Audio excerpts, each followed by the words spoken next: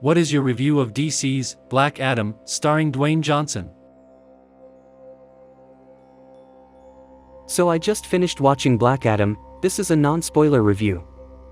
And I got to say, this movie is just an entertaining mediocre movie. That's it. It's not bad, but it's not really good either. The first thing that I have to praise this movie is 1. The visuals. I have to admit that the visuals look really good.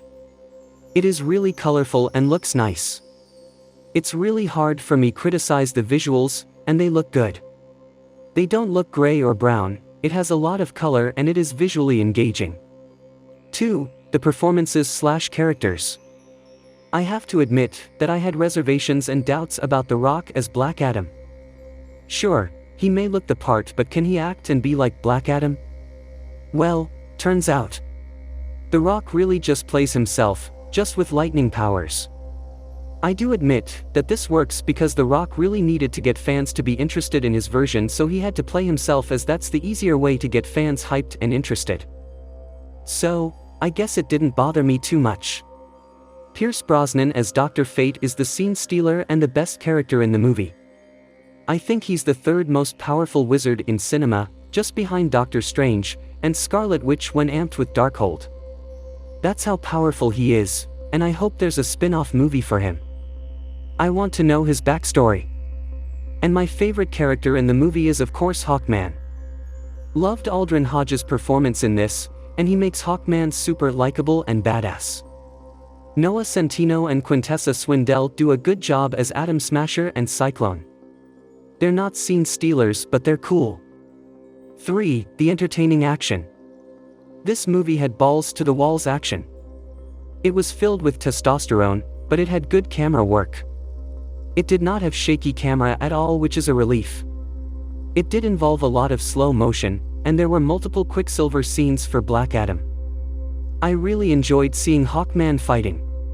Dr. Fate's magic abilities are really cool, and give Doctor Strange a run for his money on which wizard has HTE best fights.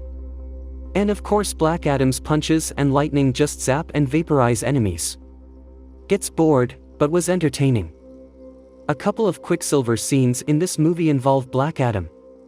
Now, here's my biggest problem with this movie and why it's mediocre. 1. The writing/ending. This movie felt like it was made in 2012, got stuck in a time capsule, and was released in 2022. That's the best way to describe this movie. The movie got the same test screening scores as Batgirl, and honestly I can see why now. This movie has so much great action, but the story and the plot don't match up at all. The screenplay is heavily flawed, and the last third of the action devolved into stereotypical CGI mess. It has good action, but a mediocre plot. Sometimes it works, but sometimes it doesn't. The villain was very poor. I think Black Adam should have been the villain, because most of the time he was never really the anti-hero in the comics. He was always the villain for 80% of his history. He only became an anti-hero once Jeff Johns rewrote him. Sabek's motivations were fine and understandable, but he was pretty bland. That's the problem. This movie has good action and visuals, but the characters and story fell a little flat for me. We never really get to know Dr. Fate and Hawkman's true backstory at all. Some characters were a bit annoying. The final third act of the movie felt like generic superhero movie with a huge CGI battle. Overall, I don't think this movie gets a less rating than Thor 4 and Eternals. But it's just fine and okay. It's better than Eternals, but the pacing and generic plot really brings this movie down to just a very average movie that can kill off 2 hours of your time, but it's not a good movie. Sorry folks, I just like this movie as much as Thor 4. I do like the post-credit scene though, let's just say he's back. I technically did have a good time watching it. Much better than Wonder Woman 1984 and Birds of Prey. But it's not something I'll remember the next day. Rating, 5.5 out of 10. I will try to keep this non-spoiler, though I really suck at it.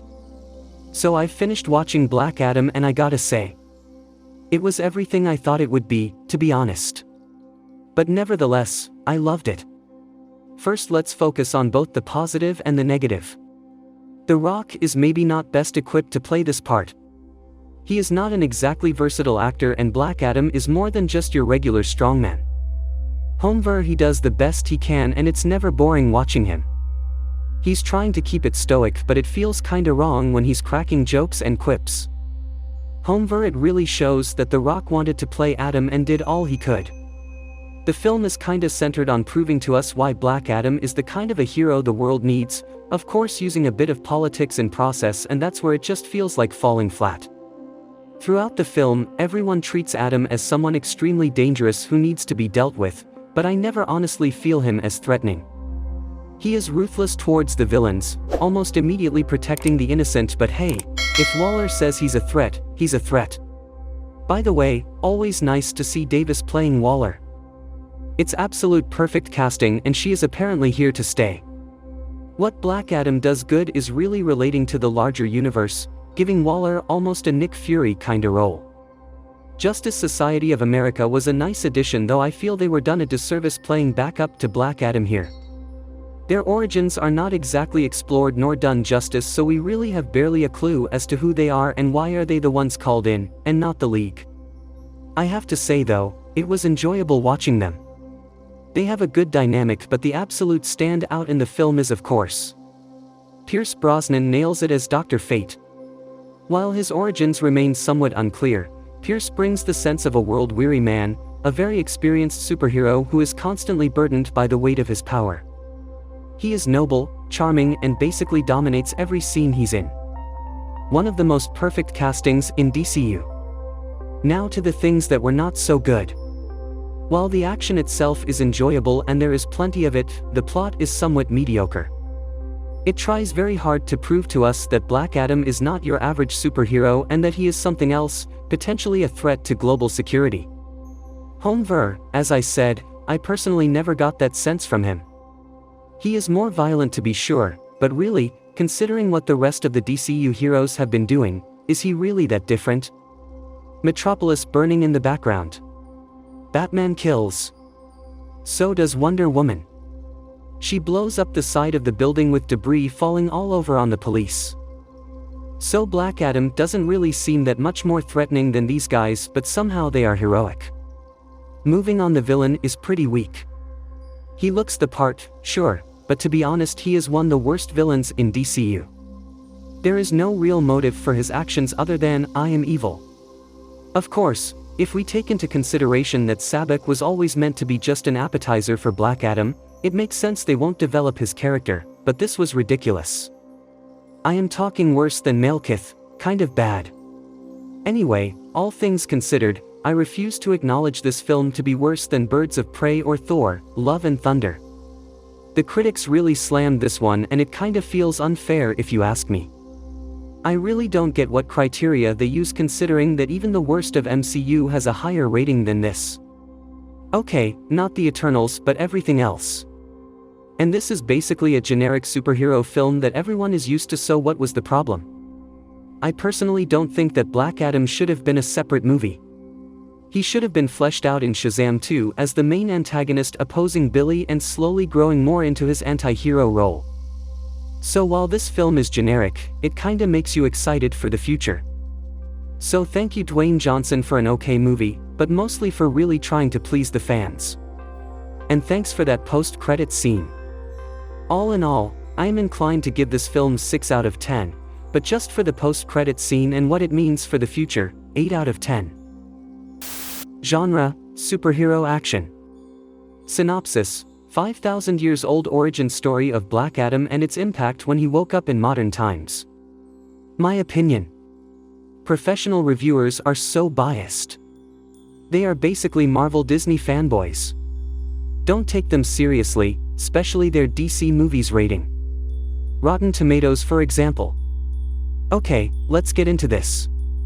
I enjoyed this movie, but it's not without its faults. This is a 2-hour movie only. Very intense. From first scene to last scene, there's action and action.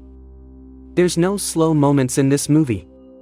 There's lots of Easter eggs to give us clue that it's happening after Justice League episode. Cyborg reference is here.